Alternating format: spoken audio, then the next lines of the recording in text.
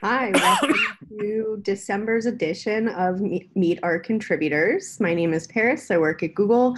I am a Kubernetes community manager here, and this is the show that we produce on a monthly basis. This is Mentors on Demand, specifically upstream mentors on demand. And that's important to us because we like to grow our community. And that includes all roles in our membership. Our membership is located in our community repo. If you are interested, we can link that later. But these roles are things like just basic contributor, member, reviewer, approver, sub-project owner, and we like to get people up those ladders. This is the best way to do that by answering your questions in order for you to continue your career path within Kubernetes contributing. As always, we do have a code of conduct that is to be respectful to each other. That is on all of our communication mediums. So this is Zoom. That includes our Meet Our Contributor Slack channel where you answer and ask questions and everything along those lines. Today we are joined by two awesome steering committee members, Dims being our newest one, Aaron being someone that was just re-elected. And today is our pre-KubeCon Madness special. I haven't got my nails done for the occasion. So we have some questions that are queued up in my DMs. Again, if you'd like to ask us questions, do so in the Meet Our Contributor Slack channel. You can also find me on Twitter and DM me there if you'd rather be anonymous. You can also be anonymous in the Slack channel as well. So first question that we always do with steering committee is, what's been going on last time we talked to y'all? So that was November 5th, I believe. So it's been about 30 days or so. Who wants to take that first? I can start a little bit. Actually, you know what? You know what I skipped? Intros. Dims, why don't you introduce yourself? I'm like, hey, let's just get right into it. Everybody knows each other. Hi, my nickname is Dims. I have a longer name, so ping me later if you want to know that. So I work for Huawei, and I spend, Kubernetes is my job per se. I spend a whole lot of time on Kubernetes in various SIGs, including things like the cloud provider stuff. I work on OpenStack as well, so there is a lot of overlap between the two. So that's what I do. Over to you, Aaron. Hello, I am Aaron Krickenberger, also known as Aaron of Sigbeard. I have been involved with Kubernetes since before it went 1.0. I co-founded SIG testing. I am an active participant in SIG contributor experience, SIG architecture, SIG release, and generally SIGs that are horizontal or cross-cutting across the project. I've been relatively actively involved in conformance testing, so I've popped up in the CNCF conformance working group. So has Dims. And I've been actively involved in Kubernetes releases since 1.4, doing things like release notes or CI signal or issue triage. Most recently, I was release lead shadow, which, surprise, means I'm going to be release lead for 1.14 to start the new year. Ooh. All right. Aaron's clearly involved in a lot. And Dims is going to offer us a fresh perspective. So this is good today. All right, now back to the real first question. What have you been doing in the last 30 days? What's going on with steering committee?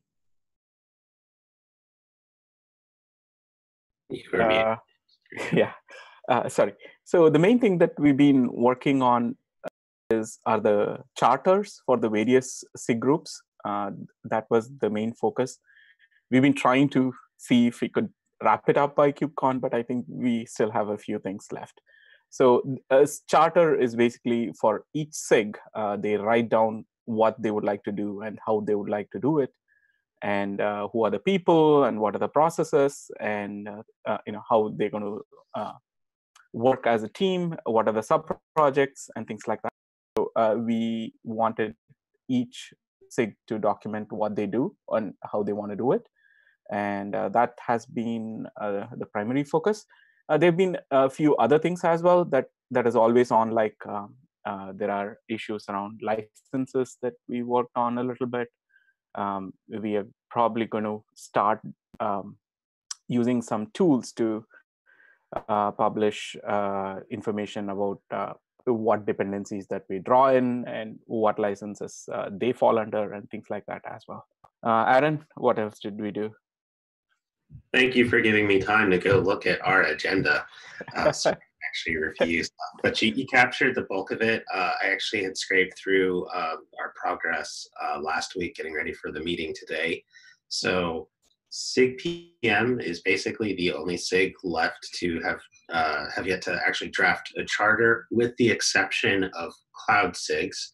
Like SIG Azure drafted a charter before we had this canonical template that she described, and then SIG GCP and SIG OpenStack haven't drafted charters yet, but I know both of those SIGs are anticipating some kind of merging or folding with SIG cloud provider that still needs to be kind of sussed out.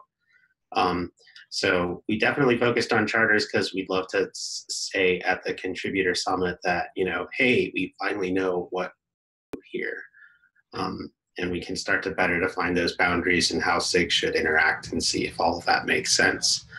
I think we are also supposed to be putting together, what do we want to talk about at the contributor summit? And we have a face-to-face planned after KubeCon is all over. So the week is a little longer for some of us. This is because we felt as though 1 hour of 13 people in a room at last year's KubeCon was more productive than all of the 1 hour meetings we had before it. I anticipate that during this time, it's going to be more than 1 hour, and we're probably going to be reevaluating our backlog, deciding whether or not there are things in there that no longer make sense or need to be reprioritized. And I think most importantly, the lesson we've learned over the last year is we need to find ways to, if this stuff is critical to happen, it's probably even more critical that we not be involved in the execution of making it happen, but that we find the appropriate people who are motivated to make it happen, and delegate it to them, and be sort of the guiding, do the steering instead of do the implementation, because many of us are so actively involved in so many areas of the project that relying on us as the critical path is doomed to bottlenecking. So yeah, I think that's about the bulk of it. Oh, there have been 2 working groups that have come at the steering committee, one related to the migration of infrastructure from Google to the CNCF, and another one related to what does LTS even mean? Do we want to LTS? What is it that we would be LTSing if we did use the word LTS?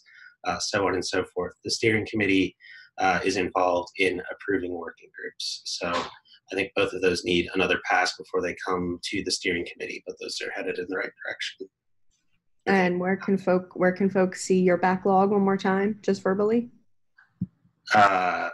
It's good question. Hang on. In the Kubernetes org, there is a SIG architecture repository. So it's the Kubernetes steering repo, and we have a project in there, and that's just the steering committee's backlog. So every meeting we go through that board, and we kind of go in reverse order. What's blocked? Why is it blocked? Can we unblock it this time? What's in progress? And then a backlog which was roughly prioritized, but it's been kind of shuffled around. So there's that. And then yes, the SIG architecture also has a tracking board under Kubernetes SIG /architecture-tracking.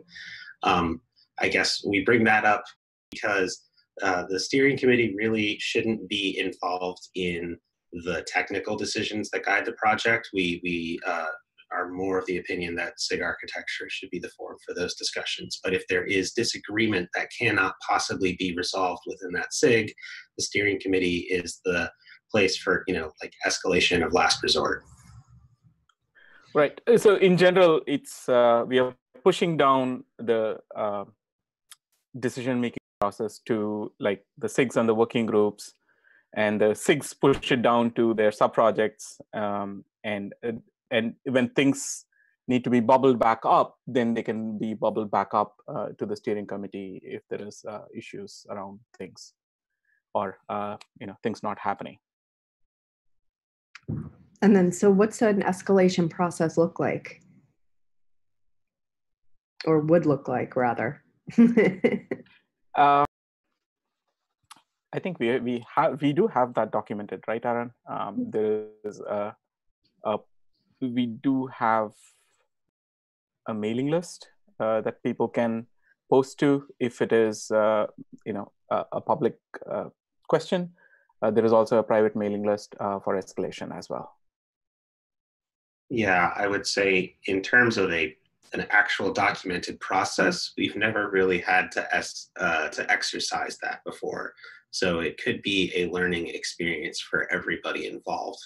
But loosely speaking, this is why one of the things we call out in the charter is the SIG's decision-making process. It's called out sort of in the template for how decision-making happens for membership and also how it happens for sub-project creation. I don't know if it's so specifically spelled out for each and every other area that a SIG may have to make decisions about. But I think the intent would be, we really want to make sure a SIG has gone through a good faith effort to try and resolve the situation internally before they escalate it to steering. And then at that point, we would prefer to have the discussion happen publicly on the steering mailing list. We do have a private mailing list, but it's more for topics that are sensitive in nature, say violations, although really those should be going to the Code of Conduct Committee, issues that may have to do with security embargoes or other things of that nature. So if you're not sure and you want to keep it quiet, you're free to email the private steering private email address, but we may choose to take it public if we feel like that's the more appropriate forum. And I think the resolution we would try to reach would not necessarily be to make our own decision, but to try and drive consensus and push back down once we found a way to make consensus. Awesome. So I heard, let's see, from what you all are doing in the last 30 days, charters, tooling for dependencies, contributor summit stuff, working group approvals. That sounds like a good summary? Yes. Very cool. So what do you plan to do in the next 30 days outside of attending Contributor Summit? Or what do you actually, I'll reframe that. What do you hope gets pushed in the next 30 days? How about that? We'll reframe that to something a little bit more opinionated. Okay. As a newbie in the steering committee, I'm trying to listen to how things are done right now, and who is involved in what and things like that. I think I learn more in the face-to-face meeting in Seattle, and my main concern would be to somehow get brain dumps from various people who have been active for a really long time in the steering committee and elsewhere. Mainly because the steering committee is right now of 13 people, and we are going to go down to 7 next year. So I think we need to figure out a way to capture whatever we can, so we don't, land up in an issue later. So that would be one of my main things that I would be looking out for when we meet in Seattle, to see how we can write down stuff, or how we can log issues. In general, pick the brains of everybody that is there. Yeah, certainly while we're there in person, I'm sure we'll get a lot of feedback on what people's needs are from the project. I think the steering committee was put together last year with a set of clear gaps that needed to be filled. And it could be that some of those are now already filled, or that's important to be filled. So I'd like to, I think between the run up to KubeCon and the holidays, it's a good time to kind of step back and rethink what it is that we're doing. I think Dim's point about the committee reducing by nearly half is a very valid one. We need to appreciate what our velocity has been and find ways to maintain that with even fewer people. I'm sure there's a lot of tribal and institutional knowledge that's still wrapped up in the body of 13 that could stand to be documented. And I personally feel like there's some vestigial stuff or final cleanup and wrap up of some of the SIGs and working groups that I think if we cleaned it up would provide a better pattern for people to follow, or a cleaner, more well understood framework. When I say that, I'm talking about the idea that we have said repeatedly that working groups are supposed to be temporary and ephemeral in nature, that disband once their stated goals complete, and yet we seem to have many working groups that have remained around in perpetuity. And then I alluded to earlier how there are many, many different SIGs for individual clouds, where maybe it makes more sense to have them folded under SIG Cloud Provider as some kind of sub-project or something, in a way that doesn't make them feel like they've lost any decision-making power, but that also makes it much clearer for end users to understand which part of the project do they want to engage with when they want to accomplish thing X, or they have a problem with thing Y. Right now, I think having this flat space of 30-ish SIGs and 7 to 9-ish working groups is pretty overwhelming for people. And introducing some level of hierarchy, or at least a organization or taxonomy or what have you for that, might make it a little bit easier. Yeah, the other thing I want to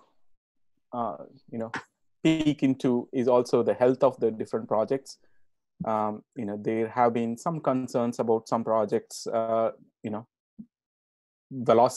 it's the velocity or the security posture or things like that.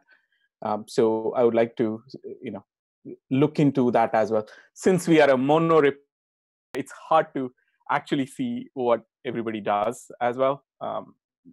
So it would make sense for us to, figure out a better way to signal a project's health, back to the community as well as to the people in the steering committee, since we have to be responsible for what they do. Speaking of security, we had an incident this week. Does anybody want to hit on that? And then also there is someone that's kind of curious as to how you all as a body, meaning steering committee, either do or don't get involved in that process with the product security team. Aaron, do you want to start? Yeah. Okay, sure. So I can speak to that with my steering hat on first. I don't believe the steering committee as an entity was made aware of the CVE while it was still under embargo. We generally delegate all of that to the project security team, and they have their own operating policies.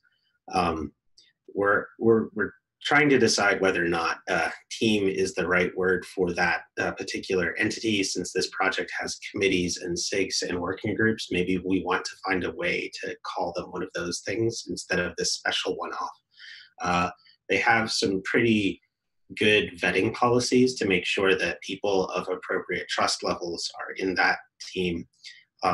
They have mandated that every single repository across the project has a list of people who can be trusted as security contacts for the first point of escalation. And they've generally been very rock solid and nothing but professional. Speaking with my release hat on, so my SIG testing / coworker of some SIG testing hat on. Aaron's many hats. The release team was made aware of this under embargo because it can potentially disrupt the release process as well as the patch release process for all of the different releases that this fix was backported to. generally speaking, we need to quiet the queues for a little while, make sure everything is stable so that releases can be cut, and then we can allow changes to land again. And we kind of have to be quiet while that happens. So the fix for this was introduced well before we were made aware of the security issue, but then we needed to become involved once it turned to rolling this out at the appropriate time. I personally was really happy with the way that whole process worked. It's actually not super clear to me how well it's been perceived outside of the little bubble within which I operate. I know there was some ZDNet article that sounded super scary, but from my perspective, I feel like it was appropriately fixed and triaged, and the side effects of it were made pretty well known, and it was backported to all of the releases that we support according to our documented support policy.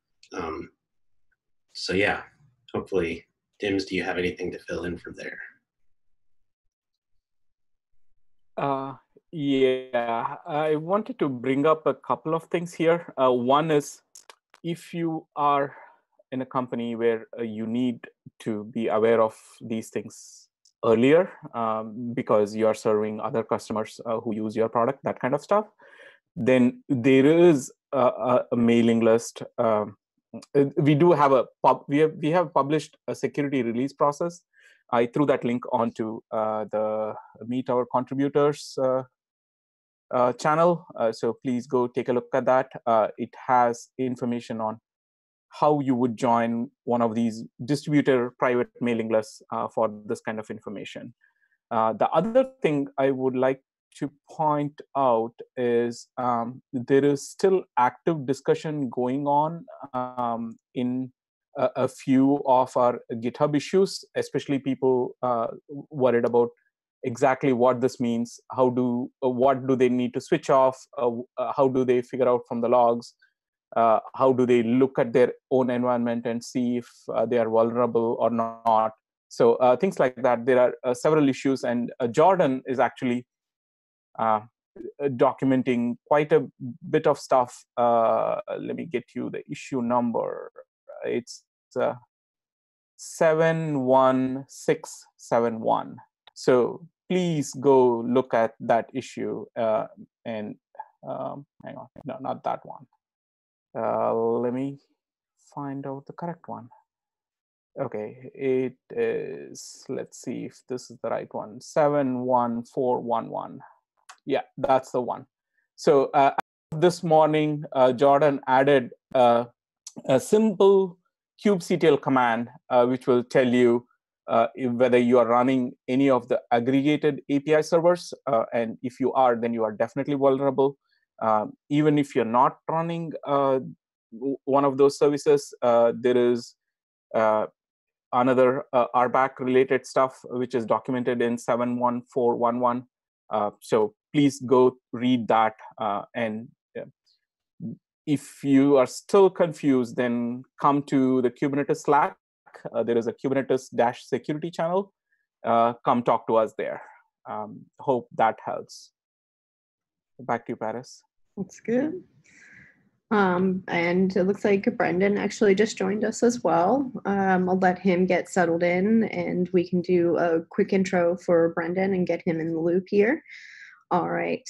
So that brings us to the next happening of this week, which I feel like this week it's only Wednesday and we've had a release, we've had a security incident, and we're prepping for KubeCon. So it's the release actually went very smoothly. Yeah, so let's talk about the release. So, yeah, let's talk about the release. So what are you excited about with this release? And how and if did it go smooth? So talk a little bit about that. Any Aaron or Dims want to jump in? Aaron. Sure. Okay. So you've probably heard this stuff before, but I'm happy to see that kubeadm went GA during this release, and I'm also happy to see that we got CSI storage drivers GA, at least the out of tree ones, and that the interface for CSI went to 1.0, so it's stable enough that the next steps are to begin porting the in-tree storage drivers to out of tree, thus making the core of Kubernetes smaller. I love deleting things, it's great. I also love putting external repos on the same footing as functionality that is core to Kubernetes. So I'm really happy that we are headed along that path. I do think the release overall went relatively smoothly. This was partially because it was a shortened cycle and we were aggressive about reminding people of that fact early and often. And people paid attention to that, and I really appreciate everyone's responsiveness there. I do think we had one kerfuffle in the scope of what it meant for Windows containers going GA to be considered beta or stable or whatever. And while I'm not super thrilled at the bumpiness of that process, I think it triggered some extraordinarily necessary conversation and revealed a number of perhaps undocumented assumptions that really need to be written down. So personally, I plan on carrying that conversation forward to try and drive a little more of a formal documented process for how we graduate things between the different phases and what level of scrutiny or technical review is required for features to actually land in a given release as part of the 1.14 release cycle. So even though it was a bumpy ride there, I think it was really great conversation to have. And finally, just, I guess, tooting my own horn here, I'm happy that the community agreed that it did not make sense for a hosted version of Kubernetes that is not under community control to block the release of Kubernetes.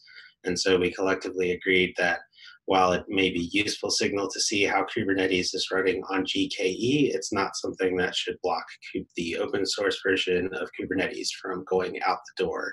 And that we're now going to be making continued progress on refining what it means to be able to block Kubernetes. You know, what is the health and ownership of a given set of tests that is required to have that power over Kubernetes going out the door.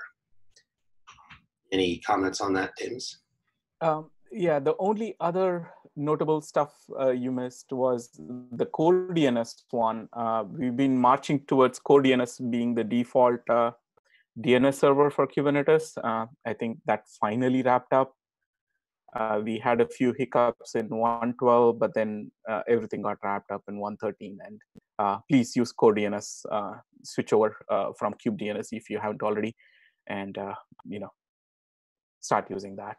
Other than that, so relating to the Windows stuff, I think it uncovered a few more things that we got to talk about conformance and what it means, especially around if we need to have profiles and what do profiles mean, if at all.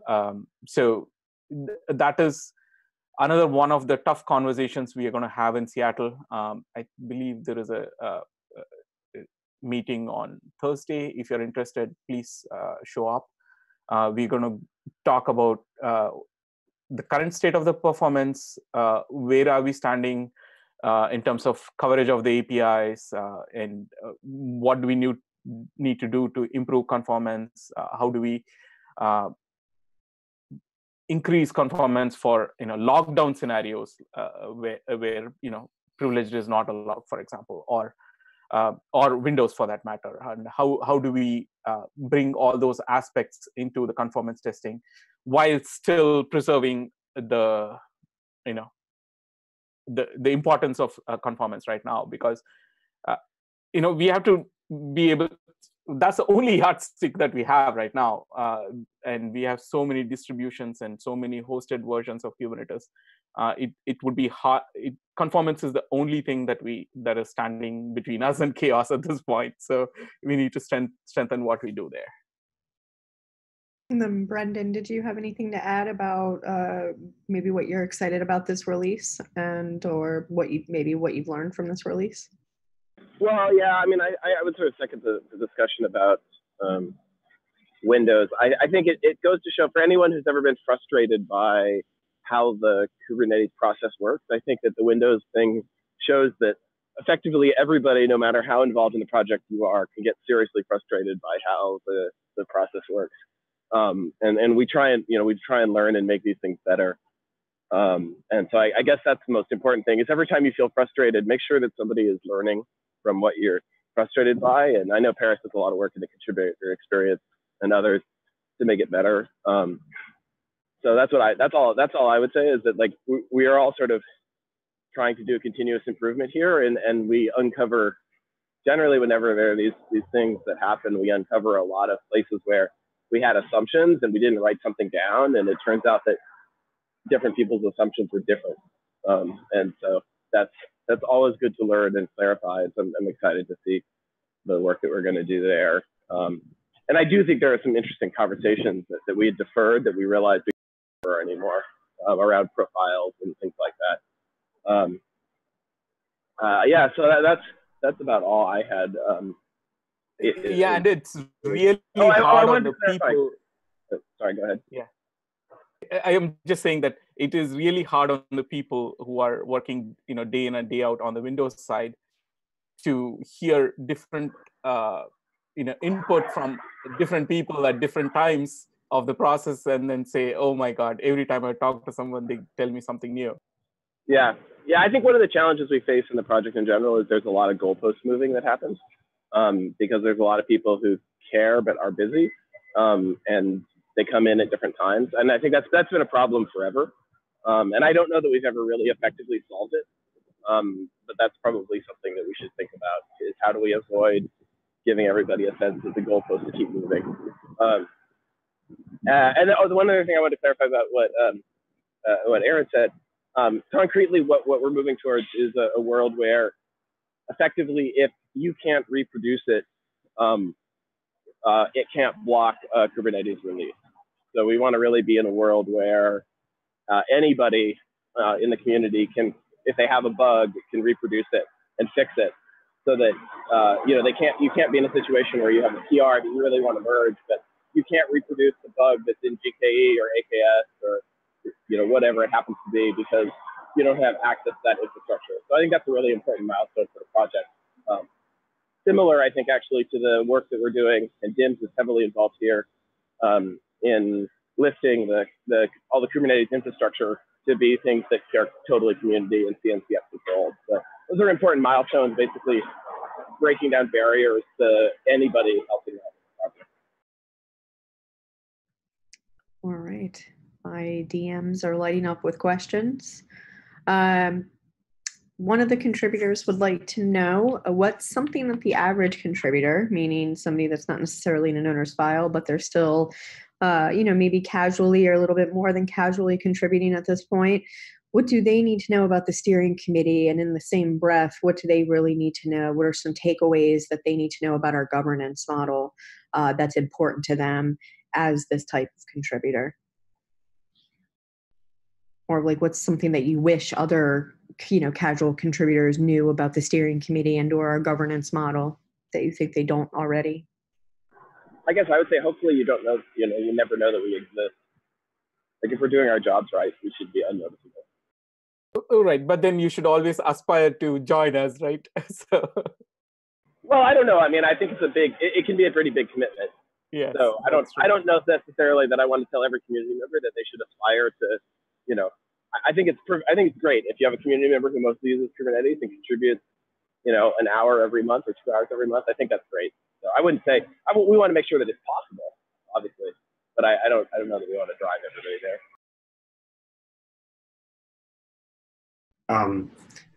I think I would agree with both of them, but I don't want to make the steering committee sound super unattractive. I do think I think Brendan summed it up perfectly, that our job is to remain invisible, because if we've done it perfectly, we should have no authority because everybody else already knows what authority they have, and that is sufficient authority to drive the project forward.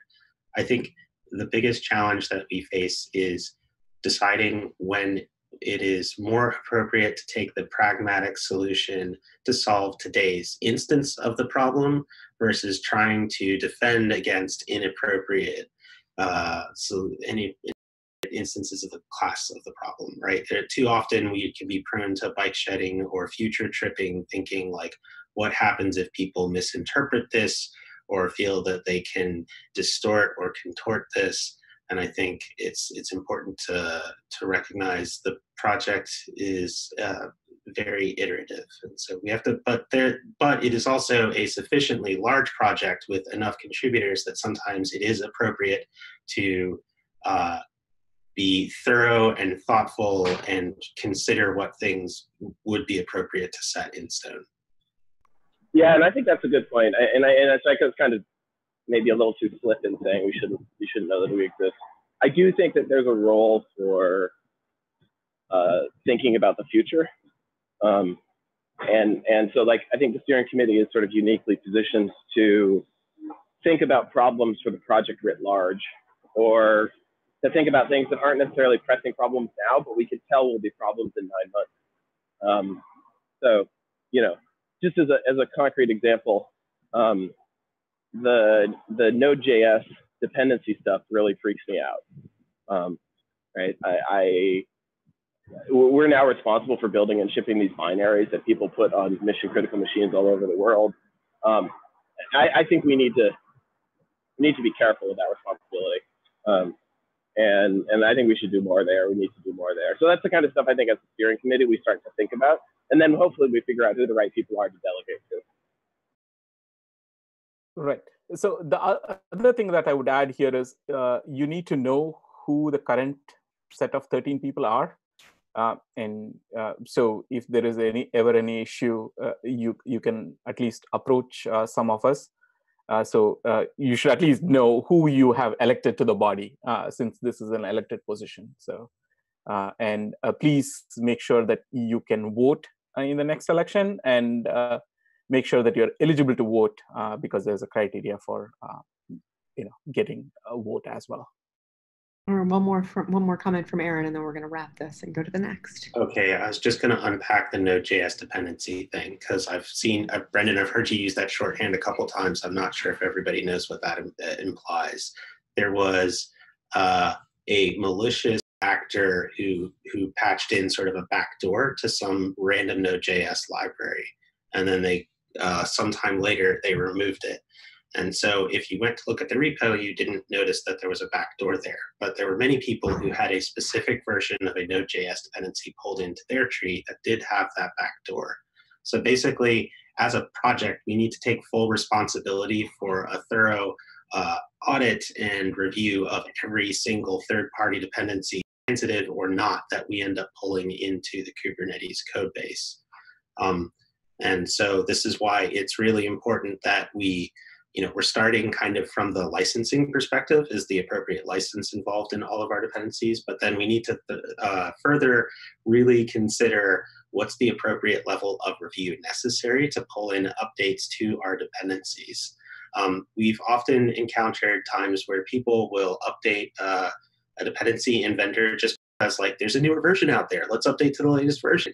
And we're maybe kind of disinclined to do that unless there's a good reason to do that, especially now that we should consider maybe somebody needs to go and actually review the code that changed with a fine-tooth comb to make sure that no sneaky backdoors are finding their way into our code base. Because ultimately, even though somebody else wrote the code, it will be running in our project, and we kind of are the buck stops with us in that sense.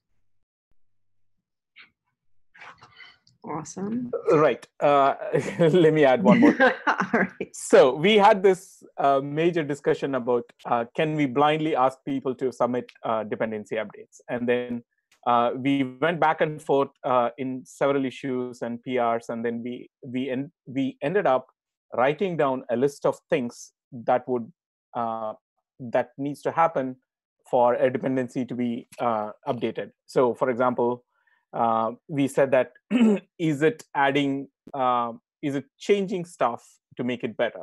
If it is, then are there more test cases? Is there more test coverage? There are several criteria that we came up with we have listed this down in the same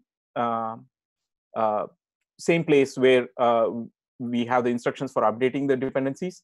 So if you want to update a dependency because you are the dependency that we have in KK is old and you need a new dependency, log an issue, come talk to us, and then we'll figure out the best way forward. We've done this a few times already in 1.13, and we'll continue to do in the future as well. All right. And I did follow up with Justin's question, asking him if he had any follow-ups, but I think we are good to go there. We had a few questions come in specifically about KubeCon, and we have, I'd say a little bit more than 10 minutes left. So I'm going to try to combine some of these questions since they're similar. All right, one contributor says that they feel like they are missing out on serious networking opportunities with other contributors. They want to somehow get plugged into face-to-face. I suggested meetup.com, but they were also just curious about you specifically. Are there other face-to-face Kubernetes events that you go to throughout the year, especially locally in your communities?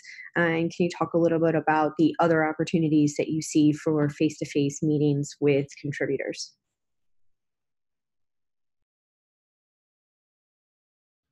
So personally, just at KubeCon, so if you're not fortunate enough to be able to make the contributor, I would encourage you to attend any of the SIG talks for a SIG that you're interested in. I mentioned up top the SIGs that I'm involved in. You'll generally find I'm at those talks as well, either giving them or helping out those who are giving them. Beyond that, I find, sadly, that I'm not really as able to go to Kubernetes meetups or local meetups in the Seattle area as I once was able to. So I'm happy to make myself as available as possible on Slack and have a remote conversation via Zoom or whatever if we need to have a higher bandwidth medium for sure. But getting to places physically seems to be a little bit more difficult than it used to be. And I miss it. I really do. This is the one aspect of KubeCon I really do enjoy, is just kind of getting to soak in the community vibe, even if I'm not able to attend all that much of the talks and stuff. Brendan or Dims, how about you? How do you stay connected face-to-face with other contributors outside of KubeCon? It's mainly Slack. I work from home, and that's my main communication medium with everybody. So definitely, the intro talks, the deep dive talks, there'll be people that you recognize. And I believe in our badges, we have the Twitter handle or Slack handle printed on that as well. Isn't that, Paris?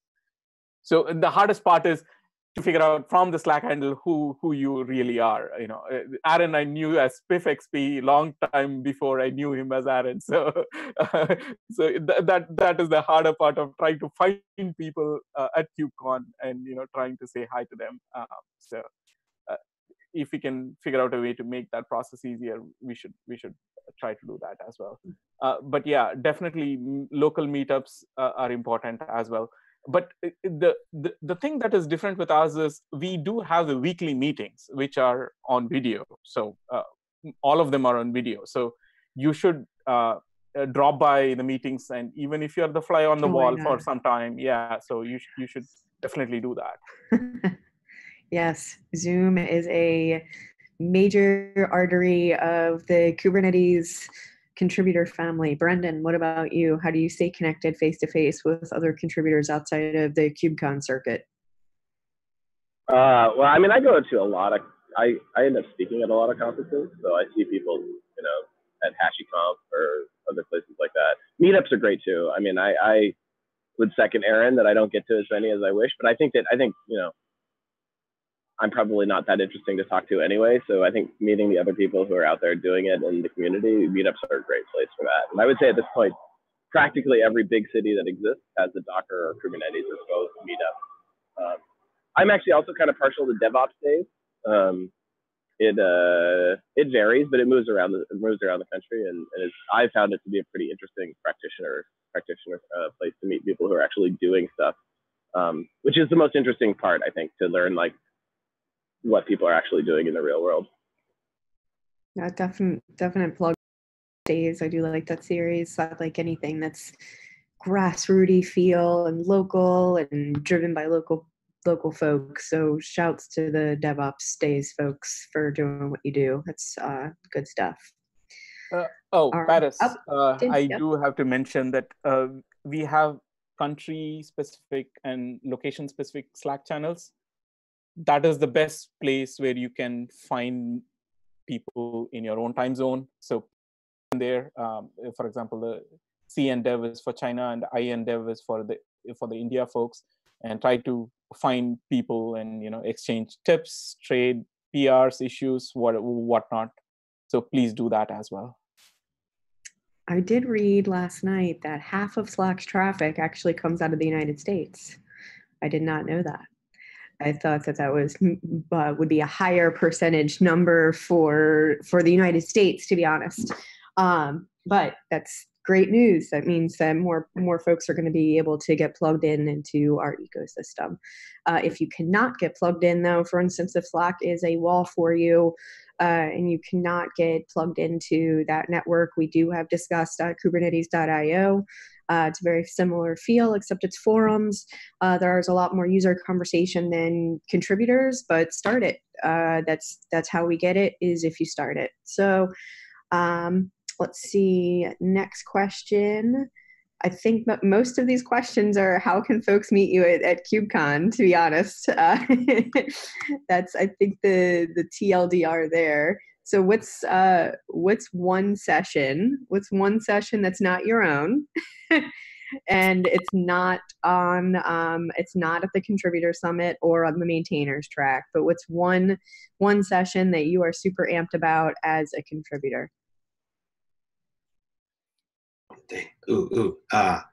One question I actually prepped for.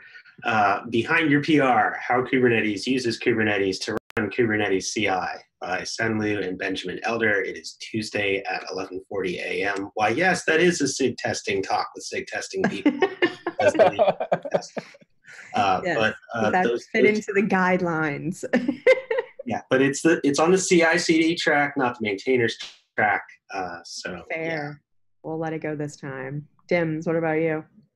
There is some talks about SIG cloud provider, so I'll definitely be there. And it's important work. It's going slowly, and we need more people to help as well there. So if you're around and if you run your stuff in the public clouds or the private clouds and you need deeper integration, come talk to us, please. And then Brendan, one thing that you're excited for? Well, I have to admit that I have not looked at the schedule yet, other than to see when I had to be there. I actually love the hallway track. Like, that's my favorite part. Whether it's at the booth or just literally in the halls. That's where I tend to hang out. I like the informal conversations more than the PowerPoint, even my own PowerPoint. So yeah, that's well, the schedule is waiting for you and waiting for you to copy it over to your schedule at your leisure. I did mine recently as well, so definitely no pressure. Well, yeah, I just got back from this week's conference last night. I know. and then at post KubeCon, I'd imagine it's going to be another conference as well. So in the cycle. Fortunately, it shuts down for a little while, but oh, good. Yep, yeah, good. Aaron, you had the holidays. Yeah, my other little pro tip. I don't know if it's going to be on the badges at this conference or not, but put your GitHub ID or your Slack ID on your badge. I will definitely do that because, yes, there are some people I only know. I'm fine being called SpivXP. It's totally cool. So I think that's a great way. I recognize perhaps my beard is not super anonymous, but there are a lot of people who I wouldn't recognize if I didn't know what their Slack handle is. That's super helpful. And everybody is slightly different, but for me, if you see me somewhere, stop me and say hi, please. All right. And yeah, 100% that too. So yeah, feel free, if you see me, feel free to just say hi. And Justin just mentioned something in Meet Our Contributors, which is very true. There is actually 2 sessions going on for new contributors. There's the new contributor workshop at the Contributor Summit on Monday, which is sold out. We have over 100 people coming for that. And then there's also a second session, which is a tutorial. I believe it's on Tuesday. And that's building and running Kubernetes from source and submitting your first PR. That's about an hour and a half to 2 hours long, I believe. So that's a condensed version of Monday. And it looks like they are going to be at capacity as well. So if you are interested in going to that, you should definitely get there early. It looks like they have well over 150 people that are interested in that session. So there is so much interest in Kubernetes contributing, which is awesome. What is your best advice for these folks that we are about to onboard here? Hundreds, actually, with 200 plus within the next week.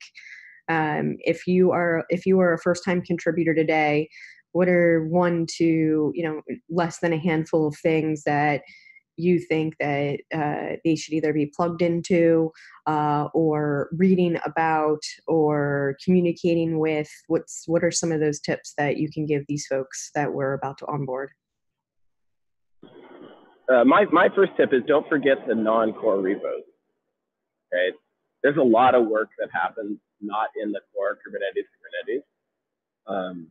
and oftentimes those projects are both understaffed and easier to get into. Maybe those things go hand in hand, but that's a great way to get in. I think the main repo is that's jumping into the deep end for sure, right? So I guess the other side of that is if you jump into the deep end, you should expect to have to struggle for a while. That is actually a really good phrase that I'm going to use for a while now. Aaron and Dims, what about you? One quick way to figure out what is happening in the projects is looking at the enhancements that are being filed to get a general direction of where the project is going, where are people going to spend their time. So that's one good way to get a sense of what is the work that is going to be done in the next upcoming release or releases. Then you find people whose work you can follow. For example, there are several people. Take Aaron, for example, right? See what Aaron is up to and what kind of things he's involved in. So, and then follow along their pull requests and issues and see how you can help out. That's another way to get to know people as well, right? So, so it's important to understand. So there might be different ways of doing things, but the project might have settled down. So you need to figure out what are the norms of the contribution. You might have a specific way of doing something, but then the project is typically used to something else. Then you adapt to that. So little tips like that will help a long way. Always be browsing issues and PRs when you have time. You don't have to do it every day. You can do it once a week, and try to help out little ways that you can. Always be and browsing. Don't stick to typos, please. Yeah, always be browsing. That's gonna that should be a shirt. Aaron, what about you? So another strong vote for the hallway track. Remember that there are probably a lot more people who feel just as awkward or uncomfortable as you do, and it's totally okay. And remember, like, all of those super cool, awesome talks are going to be recorded. So if you're just going to listen to the talk, you could get the same information by watching a video later, because CNCF does post slides and videos ahead of time. A lot of speakers do post their slides ahead of time to give you an idea of whether or not you want to attend that talk. I'm not one of those speakers. I'm so sorry. Same.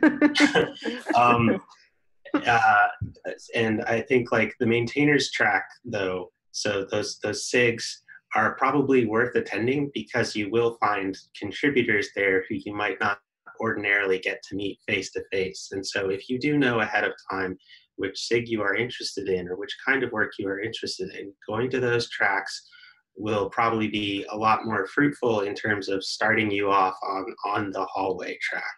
And I strongly agree with Brendan that there's a lot of work on the Kubernetes project in more than just one repo. There are, 140 something other repos in which you can be just as productive. Yeah, I think that's it. Yeah, Tim Allclair is going to show an awesome statistic the graph. So stay tuned for that at KubeCon. Awesome. The last pro tip I would add is GitHub notifications don't work for most of the core contributors. And just too much noise. And so like if you put at somebody or other and you expect them to respond, it's not going to happen. You should probably ping them on Slack or something like that. And most of us, because of that, don't mind if you ping us on Slack about a PR or something like that. Awesome. Good tips. I'm just trying to still wrap my head around the number of people that we're going to onboard next week. I guess I just didn't realize it until I just added up the numbers. It's definitely pretty significant. So I'm excited to see how it goes. And on the recorded note, if you cannot get into the new contributor workshop on Monday, which we have officially closed even the wait list at this point, that will be recorded. So it's going to be up on YouTube. There actually is already a first shot of the one that we did at Copenhagen on YouTube if you want to check that out. It's awesome. It's chunked into sections. There's an outline in the repo, in the community repo. So that's awesome. I'm not sure if the tutorials are going to be recorded at KubeCon, but there's also a chance that the other second tutorial will be recorded as well. So there's definitely going to be a lot of video content floating around the interwebs post KubeCon related to upstream recruiting, or not recruiting, contributing. That is it for us today. This wraps the December pre-KubeCon Cloud Native Con Madness edition of the committee steering committee meeting here. Any last words or anything that y'all would like to say before we close this out? See you in Seattle. See you in Seattle. That is awesome. Thank you so much. Contributors, if you could stay on the line with me really quickly. And then George, let's cut this. See y'all next month, January 2nd, hot in 2019.